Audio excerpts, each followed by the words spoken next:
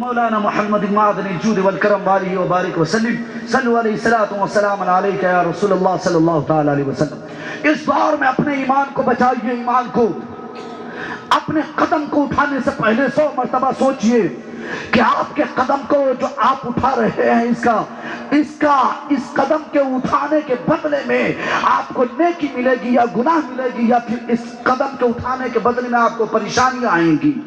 اس لیے کہ دور پرفتن ہے، اس دور میں ہر انسان کو سمجھ بوجھ کر چلنا چاہیے۔ آج مسلمان حرام و حلال کی تمیز نہیں کرتا، اپنے اولاد کی ترقی کے لیے، کامیابی کے لیے انسان غریبی کے مالوں کو قبضہ کر لیتا، ہڑپ لیتا ہے۔ یہ سوچتا ہے کہ دنیا مجھے پیسہ والا کہے، میرے اولاد کو عزت کی نگاہ سے دیکھے، میرے گھر والوں کو عزت کی نگاہ سے دیکھے۔ لیکن یاد رکھے گا، اللہ کے نزدیک عزت دار وہی انسان ہے، اللہ کے نزدیک وقار والا وہی انسان ہے، اللہ کے نزدیک مرتبہ والا وہی انسان ہے جو انسان سچائی کے ٹکڑے پہ پلتا ہو اور حلال رزق کھاتا ہو۔ سبحان اللہ۔ اس لیے کہ آپ یہ سوچ کر کے بیٹھے ہیں کہ جنت ہمارے باپ کی ہے، تو آپ سنیے مصباحی صاحب میرا پیغام۔ بعض اوقات مسلمان اور سنی یہ سوچتا ہے کہ پیر صاحب ہیں جنت میں لے جائیں گے، سوچتے ہیں نا؟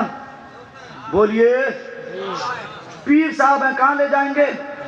جنت میں۔ کامل پیر رہے گا تو جنت میں لے جائے گا۔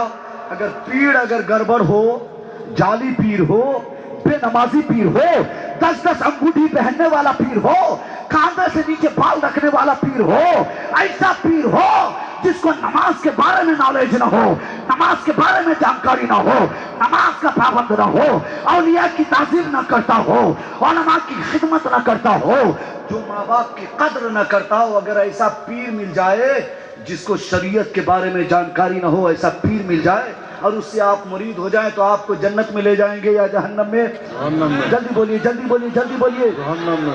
اس وقت آپ کہیں گے ہم نے مصطفیٰ کا کلمہ پڑھا ہے، مصطفیٰ پہ درود پڑھا ہے، مصطفیٰ پہ سلام پڑھا ہے، لیکن بس اتنا کم میں نے یہ کیا کہ نہ میرا پیر نماز پڑھتا تھا نہ ہم نے نماز پڑھا۔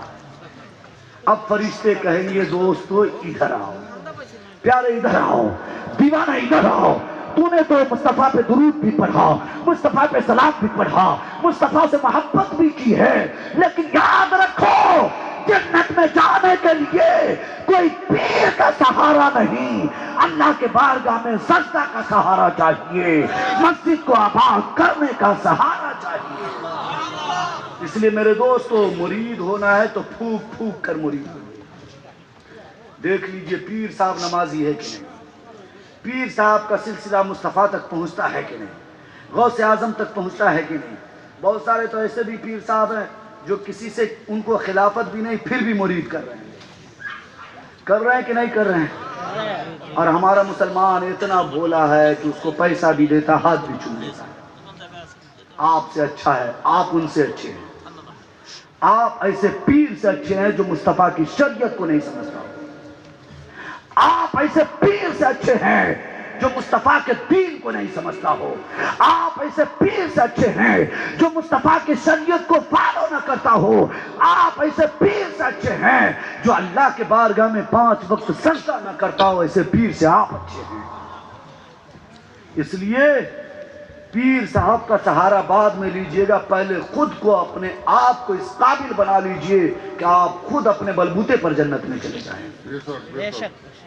وہ کیسے ہوگا؟ پاسیبل ہے، مصباحی صاحب سے پوچھئے گا، مفتی صاحب سے، پاسیبل ہے۔ وہ اس طرح ہے کہ آپ مصطفیٰ کی شریعت کو، اہل بیت اور قرآن کے دامن کو تھام لیجئے، اس کے بعد اپنے پیشانی کو اللہ کے بارگاہ میں جھکا دیجئے، آپ پکے جنتی بن جائیں گے۔ خیر میرا ٹاپک ادھر نہیں ہے، مجھے وہ بیان نہیں کرنا تھا۔